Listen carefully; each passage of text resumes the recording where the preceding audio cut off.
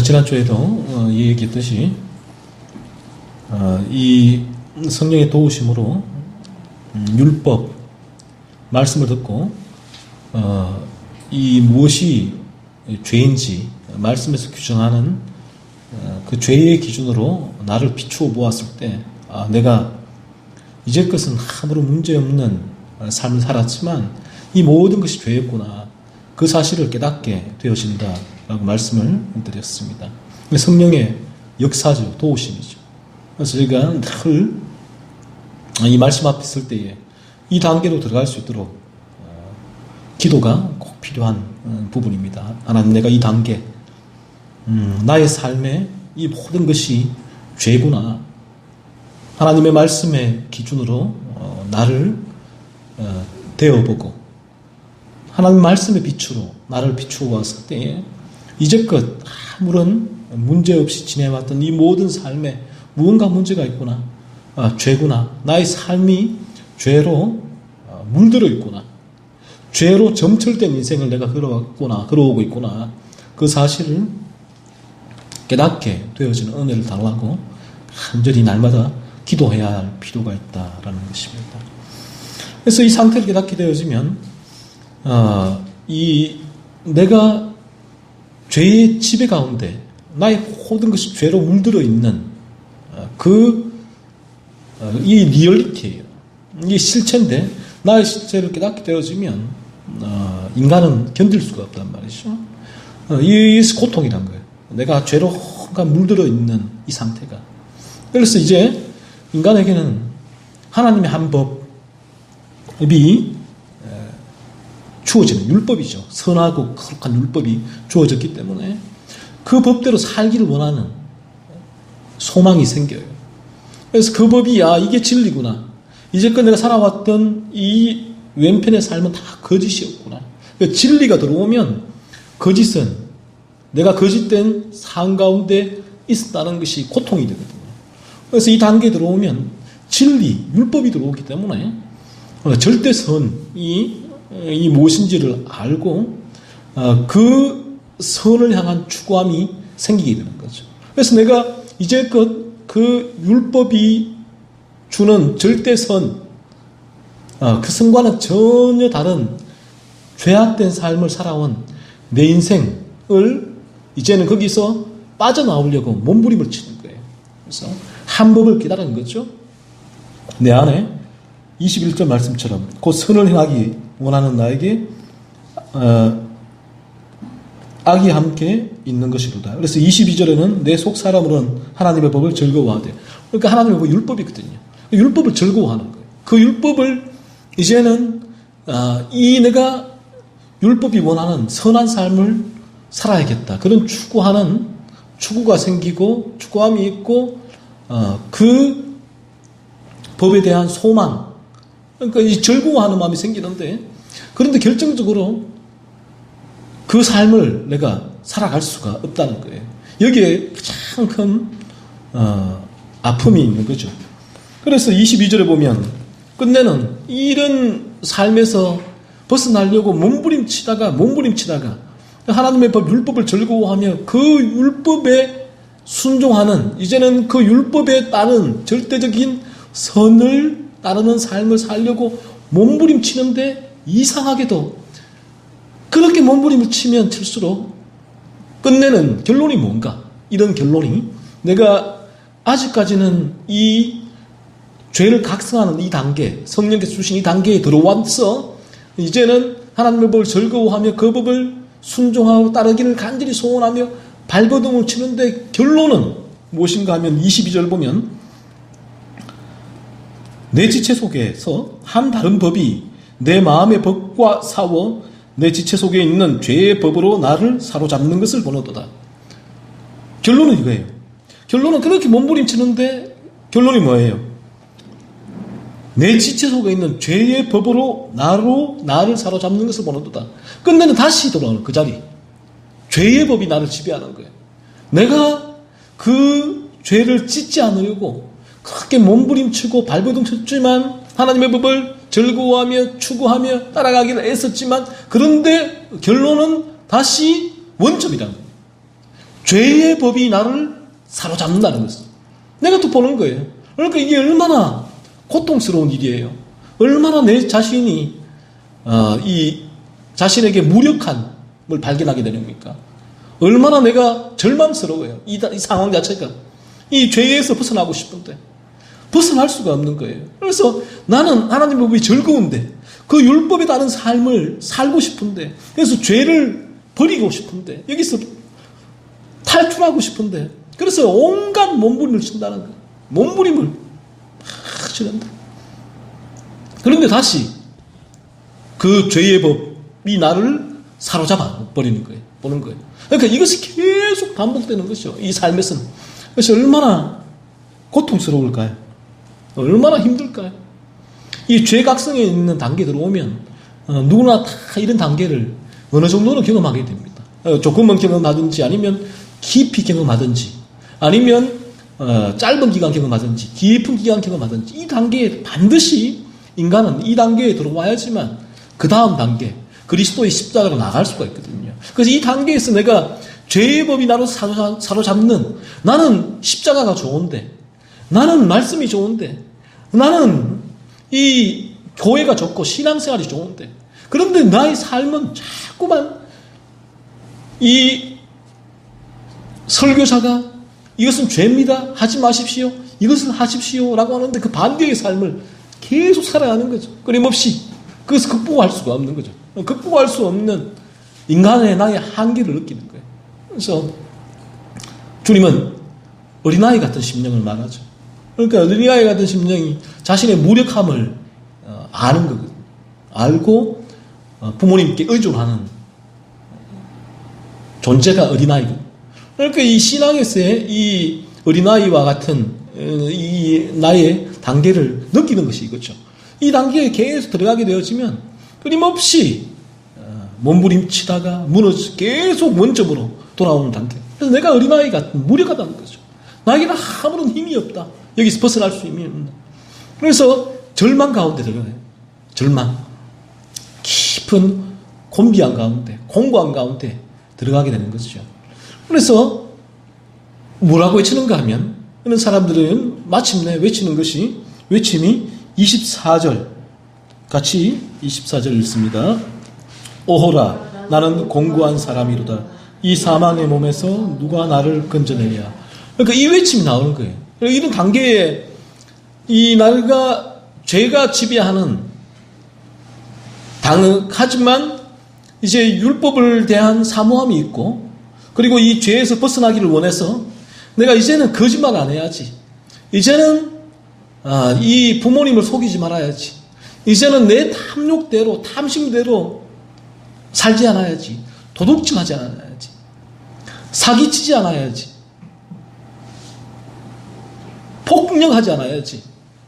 주폭이 되지 않아야지. 이런 일은 하지 않아야지. 아무리 다짐하지만 매여버리는 거기에. 못 벗어나요. 그래서 또 안 해야지. 또 하다가 또 원점에. 그래서 그는 이게 내 힘으로 할 수 있는 게 아니구나. 죄의 법으로 나를 사로잡는 것을 내가 보는구나. 그래서 그가 외치는 외침은 마침내 이런 외침이에요. 막 여기서 반복하다가 내 힘으로 이 벗어나려고 기어 올라가려고 온갖 애를 쓰다가 모든 게 빠지는 탈진. 내가 다 이제는 다 나의 기력이 쇠하여지고 나의 모든 것이 다 이제는 동원을 해도 안 되는 것이라는 것을 알았을 때 그는 이제 비로소 오라 나는 공고한 사람이다. 공고한 사람이다. 이 인간이에요. 인간. 그래서 인간은 공고한 사람이고 이 사망의 몸이에요. 사망의 몸에서 누가 나를 건져? 사망의 몸.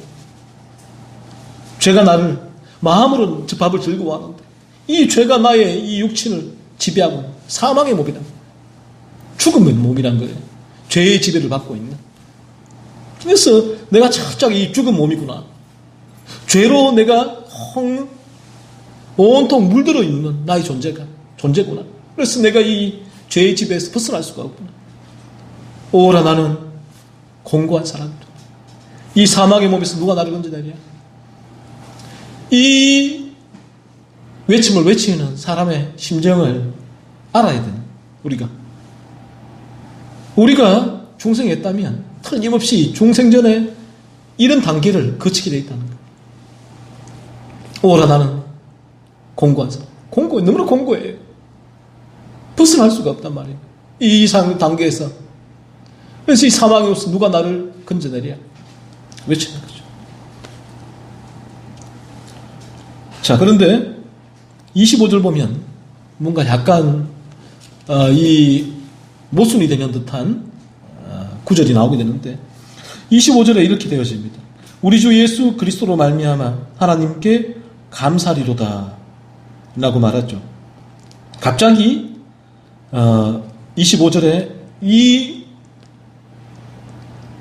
하나님께 감사리로다 주 예수 그리스도로 말미암아 이 부분이 나오고, 그리고 그 다음에 보시면 그런즉 내 자신이 마음으로는 하나님의 법을 육신으로는 죄의 법을 숨기로라는 말씀이 나오거든요. 그러니까 24절에 이 사망의 몸에서 누가 나를 건져내랴 라고 하는 말씀에 이어서 곧바로 그런즉 내 자신이 마음으로는 하나님의 법을 육신으로는 죄의 법을 숨기노라 라고 하면 이 부분은 전혀 문제가 없는 부분이죠. 이어지는 아주 논리적인 부분이죠. 그런데 25절에 갑자기 이 부분이 끼어들므로 말미암아서 이제 해석자들이 이 7장을 구원받은 중생한 사람의 마음에서 일어나는 내적 갈등으로 해석을 하게 되는데, 그런데 마틴 로디 존스 목사님은 이렇게 말씀합니다. 25절의 이 부분은 사도 바울이 격정적으로 이 7장을 설명하다가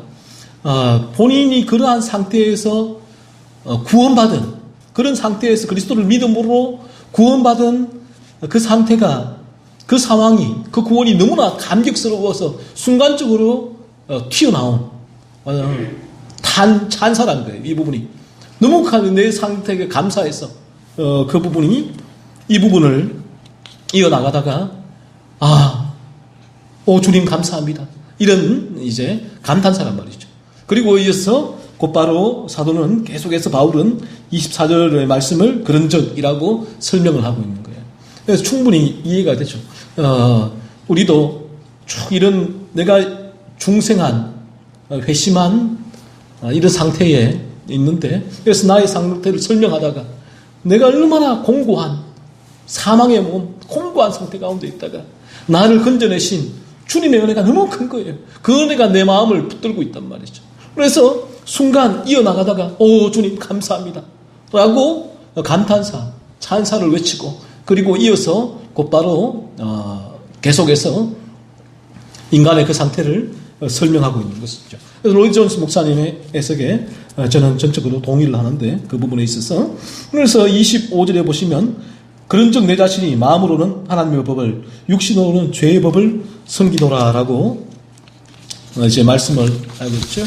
그래서 이게 이 죄각성의 단계에 들어온 인간의 결론이란 거죠. 마음으로는 하나님의 법을 사모하지만 육신으로는 죄의 법을 숨기고 있는 거예요. 죄의 법에 지배당하고 있다라는 것이죠. 그래서 이 부분은 어떤 이 서술의 모순이나 일관성이 없는 것이 아니라 이와 같이 사도의 찬사가 너무나 자신의 구원이 감격스러워서 이 순간적으로 사도가 내뱉은 외마디 감탄사로 그 부분을 보시면 돼요. 그래서 이 부분을 빼시면 그대로 24절에서 25절에 그런즉 이어지면 이 사도가 말하는 부분에 있어서 전혀 아무런 어려움 없이 이 7장 전체가 이해가 되어지는 거예요. 그래서 이 7장 전체는 죄의 법에 매여 있는 인간의 상태. 그 인간이 그 죄의 법에 매여 있어서 있지만 성령이 도우심으로 율법이 치고 들어와서 이제 자신에게 문제가 있음을 깨닫고 이제는 율법, 하나님의 법을 사모하고 그 법을 지키려고 애를 쓰지만 그 법을 지킬 수 없는 죄가 나를 지배하는 상태. 그래서 오라 나는 공고한 사람이다. 이 사망의 몸에서 누가 나를 건져내랴. 그렇게 공고한, 얼마나 이 부분이 고통스러운 단계인지 몰라요. 너무나 나의 모든 것이 무너진 상태, 절망스러운 상태, 그렇죠? 그런 상태 가운데 있는 인간. 그래서 인간은 그런 상태에 들어오게 될 때에 내 자신이 마음으로는 하나님의 법을, 육신으로는 제 법을 숨기노라라고는 마지막 그 고백이 이어지게 되고, 이제 거기서 인간이 어떻게 해방될 수 있는가 하는 것이죠. 거기서 벗어날 수 있는 길. 그래서 이 바울은 7장을 전체를 이렇게 요약을 하고 있는 것이죠. 마지막으로 마음으로는 하나님의 법을, 육신으로는 죄의 법을 숨기노라라고 말하며 죄의 법에 매여 있는 인간의 상태에 대하여 말씀하며 결론을 내립니다. 그래서 이 로마서 7장 전체는 율법으로 말미암아 죄를 자각한 상태에 있는 사람에 대하여 설명하고 있는 것이 분명해요. 왜냐하면 로마서 6장 17절, 18절을 보면, 로마서 6장 17절, 18절을 한번 봅시다. 6장 17절, 18절 같이 읽습니다. 하나님께 감사하리로다. 너희가 본래 죄의 종이더니 너희에게 전하여 준 바 교훈의 본을 마음으로 순종하여 죄로부터 해방되어 의에게 종이 되었느니라. 자, 이 말씀을 볼 때 이 7장 25절 7장 25절에 이 말씀은 중생한 자의 고백으로 볼 수가 없는 거죠. 그렇죠? 내가 마음으로는 하나님의 법을, 육신으로는 죄의 법을 숨긴다라고 말할 수가 없는 거예요. 중생한 자는. 오라 나는 공고한 사람이로다. 이 사망의 법에서 누가 나를 건져내랴라고 말할 수가 없는 거예요. 중생한 자는 그런 상태에 있지 않다는 거죠. 중생한 자는 내 지체 속에 있는 죄의 법으로 나를 사로잡는 것을 보는도다라고 말할 수가 없는 거죠. 그 상태가 아니라는 거죠. 로마서 6장 17절 18절 보면 중생한 자가 죄에 사로잡혀서 죄에 질질 끌려다니는, 지금 로마서 7장에서 말하고 있는 그런 상태가 아니라는 거죠. 육신으로는 죄의 법을 숨긴다라고 말하지 않고 있죠. 이제는 죄로부터 해방되어 의에게 종이 되었다라고 말합니다. 죄로부터 해방되었다라고 말하고 있죠. 이것이 상태란 말이에요. 그래서 로마서 6장은 6장에 이어서 계속해서 인간의 중생에 대해서 설명하고 있는데, 이 중생 전의 상태는 죄를 자각하는 상태에 대해서 말하고 있는 거지, 중생한 상태에 대해서 말하고 있는 부분이 아니라는 것이죠. 로마서 6장의 이 말씀을 통해서도 저희가 알 수가 있는 것이죠. 그리고 로마서 6장 22절을 볼까요? 6장 22절 같이 읽습니다. 그러나 이제는 너희가 죄로부터 해방되고 하나님께 종이 되어 거룩함에 이르는 열매를 맺었으니 그 마지막은 영생이라. 보세요. 이 중생한 자 상태는 로마서 7장에 말하고 있는 이 중생하기 전 단계인 상태와는 전혀 다르다는 거죠. 뉘앙스가 전혀 다르죠. 분위기가. 22절에도 보면 이제는 너희가 죄로부터 해방되어 하나님께 종이 되어 거룩함에 이르는 열매를 맺었으니 라고 해요. 거룩함에 이르는 열매를 맺었으니. 이제는 거룩함에 이르는 열매를 맺었다라고 말하고 있죠. 죄로부터 해방되어서. 전혀 달라요. 아직 우리가 죄의 법을 숨긴다. 지금 죄가 나를 사로잡는다. 내가 이 공고한 몸이다. 사망의 몸이다. 그렇게 말하고 있지 않잖아요. 로마서 6장에서는. 중생한 자들은 그런 상태가 아니라는 거예요. 죄에서 해방되어 완전히 다른 상태죠. 거룩함에 이르는 열매를 맺은 그 마지막은 영생이다. 그런 상태라는 거예요. 죄로 중생한 자의 상태는. 그래서 로마서 7장 25절에서 사도가 우리 주 예수 그리스도로 말미암아 하나님께 감사하리로다라고 고백한 것은 율법 가운데 죄의 노예 상태에 있는 인간이 구원받은 그 은혜가 너무나 감격스러운 감탄사가 맞다는 거예요. 이 전체 문맥을 쭉 훑어보면 감탄사지. 그래서 이 부분 때문에 이 전체 문맥을 에 대한 해석을 달리 하게 되어지면 오히려 이 전체 해석의 흐름이 부자연스러워진다는 거예요. 그 전체 해석이 가장 자연스러워지기 위해서는 7장 25절에 이 사도의 말은 사도의 감탄사로 보면 가장 정확하죠. 가장 그 부분이 자연스럽죠. 그 부분에 있어서는. 그래서 이 7장은 이 중생전에 모든 인간이 거쳐야 할 단계라는 것입니다. 그래서 우리가 이 말씀을 들을 때 성령의 도우심을 통하여 우리 모두도 반드시 이 단계로 들어오게 돼 있다는 거예요. 이 단계로 들어오게 돼. 어쨌거나 간에, 어느 정도 간에, 어느 기간이든지 간에 이 단계로 들어왔다가 다음으로 8장으로 넘어가게 되는 거예요. 그래서 인간은 나는 공고한 사람이다. 이 사망의 몸에서 누가 나를 건져내리랴. 내 자신이 마음으로는 하나님의 법을, 육신으로는 죄의 법을 섬기더라. 내가 이 죄에서 벗어나고 싶지만 이제는 거짓말, 상습적인 거짓말을 하고 싶지 않은데 이제는 내가 내 안에 사람에 대한 미움과 분노와 정오와 도둑질과 사기와 이런 마음들을 더 이상은 죄들을 품고 싶지 않은데 이전에 이 부분에서 벗어날 수 있는 길, 율법에 대한 사모함이 있고 그 하나님 율법을 순종하는 삶이 이루어지는, 그래서 이제는 죄의 이 법이 나를 지배하는 이 단계에서 내가 벗어날 수 있는 유일한 길이 로마서 8장에서 제시를 해주는 거예요. 그럼 무슨 길이냐? 내가 이런 상태에서 공고한 사망 가운데 너무나 고통스러운 사망 가운데서 내가 어떻게 하면 이 상황에서 벗어날 수 있을까 했을 때 로마서 8장 1절과 2절에서 이 영광스러운 외침이 울려 퍼지는 거예요. 그래서 이것이 정답이라는 거예요. 이 답을 이제는 제시해 주는 것이죠. 로마서 8장 1절 2절 같이 읽습니다. 그러므로 이제 그리스도 예수 안에 있는 자에게는 결코 정죄함이 없나니 이는 그리스도 예수 안에 있는 생명의 성령의 법이 죄와 사망의 법에서 너를 해방하였습니다. 자, 사도는 인간이 이 죄를 깨달은 상태 들어왔을 때에 온갖 거기서 벗어나기 몸부림쳤지만 어떠한 방법도 찾지 못하고 무력한 절망적인 상황에 빠졌을 때에 그때에 그에게 제시해주는 답이 이거란 거예요. 이분밖에 없다는 거예요. 이분. 누구예요? 그를 거기서 건져주시는 분이 오직 그리스도 예수. 그리스도 예수 안에 들어오면 결코 정죄함이 없나니 이제 내가 나를 그토록 얽어매고 있던 그 죄의 법이, 그 죄의 빗장이 벗겨지는 거예요.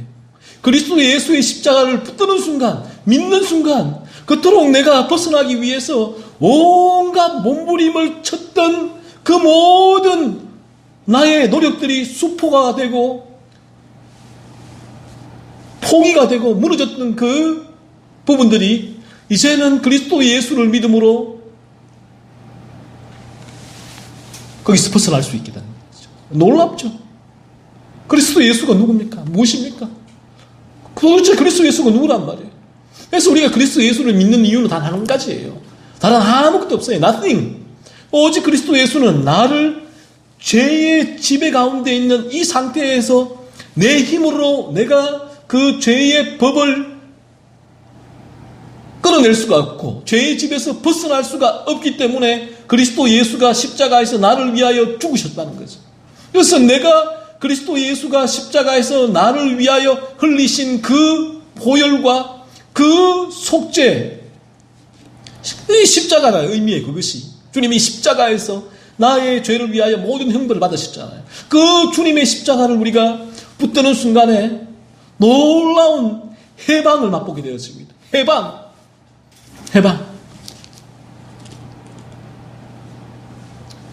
참된 프리덤, 자유가 우리에게 주어지는 거예요. 죄의 지배 당하고 있는 그 지배에서 그리스도 예수가 우리를 해방시켜 주십니다. 그래서 오직 이제 그리스도 예수 안에 있는 자에게는 결코 정죄함이 없나니 이것이 중생한 자의 상태예요. 그 전까지는 성령의 도우심이죠. 이것도. 그래서 내가 이 죄의 지배를 상태를 이제는 본 거예요. 이 보는 것이 은혜인데 이 성령의 역사하지 않았을 단계에서는 이 상태도 볼 수가 없는 거예요. 나는 아무런 문제 없이 이 세상에서 살아가는 거죠. 잘 먹고 잘 살고 공부하고 결혼하고 살다가 죽는 거예요. 그것이 끝이에요.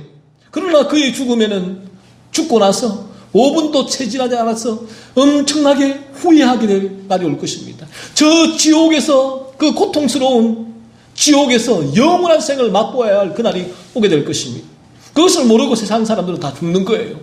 그러나 이 세상 사람들 중에 하나님이 선택한 자들에게는 어느 날 하나님이 말씀을 통하여서 나에게 무언가 문제가 있구나, 그 사실을 보여주는 거죠. 내가 이런 인생에 문제가 있구나, 내가 이것이 죄인 줄 모르고 살았는데 이것이 죄였구나, 그 상태를 깨닫게 되어지고, 그렇다면 여기서 내가 벗어나고 싶다, 이제는 이러한 삶을 살고 싶지 않다, 죄 짓지 않는 삶을 살고 싶지 않다, 하나님을 섬기지 않는 삶을 살았던 것을 후회하고 이제는 하나님을 섬기고 예배하고 내 마음을 다하여서 하나님을 따르는 순종하는 삶을 살고 싶다, 그러한 마음을 품지만 그런 삶이 이루어지지 않아요. 왜요?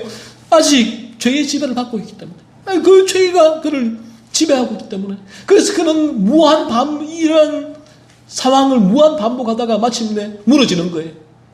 절망하는 거예요. 그래서 넘어지는 거예요. 그래서 자신은 아무것도 할 수가 없는 그 상태에서 고통 가운데 옷을 찢는, 마음을 찢는 거예요. 어떻게 해야 됩니까? 무엇을 해야 됩니까? 형제여 우리가 어찌할꼬, 사도행전에 복음을 들은 그들이 외쳤던 그 외침을 우리도 외치게 되는 거예요. 형제여 우리가 어찌할꼬. 그러할 때 하나님 우리에게 그 상황에서 벗어날 수 있는 유일한 길을 제시해 주십니다. 그 길이 누구입니까? 그리스도 예수. 주님의 십자가를 바라보고 주님의 십자가를 믿으면 우리가 내 힘으로 거기서 아무리 발버둥쳐도 벗어날 수 없었던 그 상황에서 주님은 나를 건져주십니다. 그래서 이제 그리스도 예수 안에 있는 자에게는 결코 정죄함이 없나니, 정죄함이 없어요. 이제는 죄가 나를 지배할 수가 없단 말이에요. 이제는 율법이 나를 정죄하여서 마지막 날 금사 율법이 나를 정죄해서 나를 영원한 지옥길로 나를 데리고 갈 수 없다는 거예요. 지옥 형벌을 줄 수가 없다는 거죠. 이제는 그리스도 예수께서 나의 모든 죄를 대신해서 십자가에 죽으셨기 때문에 나는 정죄함이 없는 거예요. 결코 never 이제는 정죄함이 없는 거예요. 그래서 2절 보면 그리스도 예수 안에 있는 생명의 성령의 법이 우리를 해방시켜주는 것이죠. 죄와 사망의 법. 그 법이 이제 우리를 얽어매고 있었거든요. 예수 그리스도를 믿는 순간 주님의 생명의 성령의 법이 이 죄와 사망의 법에서 우리를 해방시켜 주십니다. 실제 우리에게 일어나는 일이에요. 그래서 우리가 참된 죄로부터의 자유함을 누리게 되는 것이죠. 그러면 우리의 삶에 놀라운 변화가 일어나게 되었습니다. 거룩함에 이르는 열매를 맺었더니 이제는 죄를 미워하고 거룩함을 추구하는 삶을 살기 위해서 몸부림치는 삶의 방향성이 생겨나는 거예요. 거룩함에 이르는 열매거든요. 이것이 이러한 삶이 생겨나 버리는 거예요. 그러면 그는 이제 나는 공부한 사람이로다, 이 사망의 몸에서 누가 나를 건져내랴, 더 이상 그러한 상태 가운데 들어가지 않아요. 과거에는 그런 삶을 살고 싶었지만 늘 다시 죄를 향한 삶의 방향으로 늘 그는 다시 이 방향을 바라보고 있었거든요. 갈 수밖에 없었거든요. 그러나 이제는 그는 이 방향을 바라보며 살아가게 되는 거예요. 전혀 180도의 다른 삶이 그의 인생 가운데 시작이 되는 것입니다. 그래서 이제는 그는 이 유한한 짧은 인생을 바라보면서 머지않아 내 인생 끝이 나겠구나. 오늘도 이 세상에 죽어가는 사람이 얼마나 많습니까? 꽃다운 나이 22, 23 결혼하고 신혼이 된 1년 된 소방교 그 3명의 여인들이 떠나가는 그 죽음을 바라보면서 죽음에 대해 전혀 달리 생각해요. 저분들이 죽으면 나와는 무관하다가 아니에요. 나도 오늘 이 시간 하나님 부르시면 가겠구나. 그러면 내가 어떻게 되는 것이? 내 영혼은 어떻게 되는 것이? 내가 이 세상에서 추구하고 있는 내 삶의 목적과 가치와 목적이 무엇이지? 이 세상의 허무함을 알게 돼. 허무함. 정말 가치 있는 것은 내가 이 땅 가운데 중생에서 그리스도 예수를 믿음으로 이 세상이 나에게 요구하는 삶은 죄악된 삶이에요. 자신의 쾌락을 위해서, 정욕을 위해서 탐욕을 위해서 자기 것만을 추구하는 삶을 이 세상은 우리에게 요구를 하죠. 너 자신을 위해서 가꾸어라. 너 자신을 위해서 취하여라. 너 자신을 위해서 높아져라. 너 자신을 위해서 다른 이들을 밟아라. 무너뜨려라. 복수해라. 취하라. 긁어 모아라. 죽는 사람은 죽는 사람이고 못 사는 사람은 못 사는 사람이고 너 혼자만 잘 살고 잘 먹고 잘 되면 된다. 이것이 죄악된 인생이란 말이에요. 그러나 진실로 그리스도를 믿게 되어지면 이러한 삶의 가치가 다 무너집니다. 다 무너져요. 하나님 원하시는 삶의 가치가 이 땅의 삶이 얼마나 나 자신만을 위한 삶이 거짓되고 추악하고 더러운 삶인지를 하나님은 보여주시는 거예요. 그래서 그는 이제 이 땅 가운데 자기 자신만을 위한 삶을 살 수가 없는 거예요. 이제는 더 이상. 그래서 이 땅에서 하나님이 원하시는 삶들을 위해서 살아가기 위해서 몸부림치는 거죠. 이 땅 가운데. 그리고 나에게 곧 죽음이 올 것이다. 늘 그 부분을 마음에 간직하고 살아가요. 죽음. 그리고 죽음 이후에 삶. 저 천국에서의 그리스도와의 만남에서 그 삶을 바라는 것이죠. 이 땅에서 내가 연약해서 온전히 거룩함을 이루는 삶을 못 산 그러한 마음의 애통함이 저 천국에서 이루어질 것을 고대하는 것입니다. 그래서 이 땅에서의 조만간에 내가 나의 떠나갈 삶들을 카운팅 헤아리는 거예요. 얼마 남지 않은 나의 삶을. 그래서 이때 사람의 삶이 얼마나 헛된 삶인지를 솔로몬처럼 고백하게 되는 것이죠. 그러나 중생하지 않으면 이 시대의 삶이 전부인 줄 알아요. 사람들 어리석어요. 그렇게 어리석어요. 내일 자신의 영혼이 떠나갈 수 모르는 상황 속에서 하나님이 거두시면 떠나가지 모르는 상황인데 그런데 오늘 자기를 위해서 내일을 준비하지 않는 것이 영혼을 준비하지 않아요. 영혼을 얼마나 어리석은 사람들입니까? 이 짧고 짧은 인생 100년의 인생 영혼과 비교할 때 얼마나 짧은 인생이에요. 여기에 인간들은 모든 것을 죄를 위하여 사탄을 위해서 모든 것을 걸고 있는 도박을 하고 있는 것이죠. 갬블링. 틀림없이 지는 도박을 하고 있는 거예요. 얼마나 어리석습니까? 그래서 이 성령의 도우심으로 중생하게 되어지면 그런 어리석은 도박에 모든 것을 베팅하지를 않아요. 이 땅의 삶은 저 영원한 천국을 위한 하나님께서 나에게 주신 진정한 가치를 바라는 삶을 가지고 그 소명과 사명을 가지고 열심히 사는 삶이에요. 하나님과 다 이어진 삶일 뿐이지 이 땅에서의 삶이 마치 나에게 전부인 것이고 전부 목표이고 나의 쾌락과 정욕을 추구하는 삶의 총합으로 생각하지를 않아요. 그러한 삶은 어리석은 삶인 것입니다. 그런 어리석음을 모르는 이 땅의 인생들이 얼마나 불쌍합니까? 중생하고 열심하면 이러한 생에 대한 인식이 바뀌어지게 되는 것입니다. 그래서 오늘 이 바울은 외칩니다. 우리가 진정으로 하나님께서 은혜를 주셨어. 내가 얼마나 죄인인가를 깨닫게 하시고 그리고 그 죄에서 벗어나기 위해서 몸부림을 치게 하시고 그러다가 무한 반복이 되면서 내가 탈진하여 절망하게 될 때 그때 비로소 내가 붙들 수 있는 분이 주님의 십자가, 주님이 이제죠. 주님을 믿을 때 이제 주님만 믿으면 돼요. 주님만. 그러면 이제 그리스도 예수 안에 있는 자에게는 결코 정죄함이 죄가 나를 더 이상 지배할 수 없단 말이에요.